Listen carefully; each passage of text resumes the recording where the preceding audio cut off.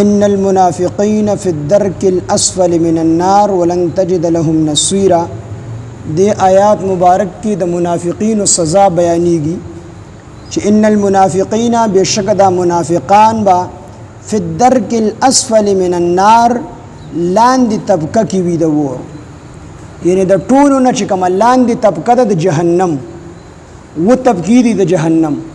نو د ټولو نه چې کومه لاندې طبقه ده په هغې کې به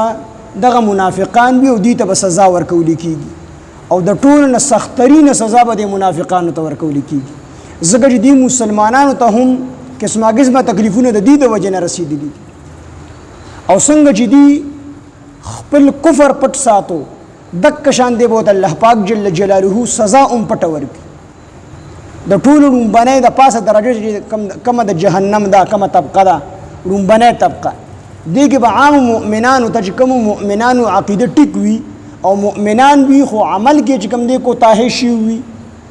اعمالو کې چې کوم دی کمې کوتاهي وي، نو عام مؤمنانو ته به د جهنم د ټولو نه په لومبۍ درجه کې سزا ورکولی کېږي، او د هغې نه چې کومه لاندې درجه ده یا لاندې کوم جهنم دی نو په هغې کې به عیسایانو ته سزا ورکولی کېږي، عیسایان، او بیا د هغې نه چې کومه لاندې ده نو هغې کې به یهودو ته سزا ورکولی کېږي، او بیا چې د یهودو نه کومه لاندې طبقه ده نو په هغې کې مجوسیانو ته کوم چې د اور عبادت کوي هغې ته به سزا ورکولی کېږي،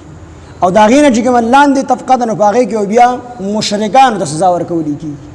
چې کومو شرک کړی دی، بوتانو د سجدي کړي دي، او بیا چې د ټولو کومه لاندې طبقه ده نو هغې کې به منافقانو ته سزا ورکولی کېږي، سخترینه سزا منافقانو ته ورکولی کېږي. او د جهنم د دې تپش څومره دی، حدیث مبارک کې راځي چې یوې درجې یوې طبقې دې شکایت وکړو الله پاک ته د بلې طبقې د تکلیف نه چې الله پاک ما ته د جهنم د دې برې طبقې نه زیات تکلیف دی، ما ته تکلیف راکوي، نو الله پاک جل جلاله ورته وایي سا واخله، 2 ساونه واخله، نو یو سا چې کله جهنم واغستو دغې طبقې نو یو ګرم سا واخله، نو یو ګرم سا واغستو، یو یخ سا واغستو، 16 سا، نو دا نن چې مونږ تاسو کومه ګرمي محسوسو وي دا د جهنم هغه سا دی، ګرم سا دی، او کومه سړځي چې په پو مخه کې نو دا د جهنم هغه 16 سا دی، 2 ساونه جهنم اغستی، نو مونږ د جهنم هغه سا قدرې نشو برداشت کولی،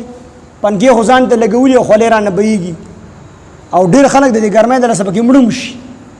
دا نشو برداشت کولی، د جهنم هغه سختۍ مونږ څنګه برداشت خو الله پاک جل جلاله دې په خپل فضل او کرم سره مونږ ټول د جهنم نه وساتي. نو دې کې الله پاک جل شانه د دې منافقانو سزا ذکر کوي چې ان المنافقین بشک منافقان با فی الدرک الاسفل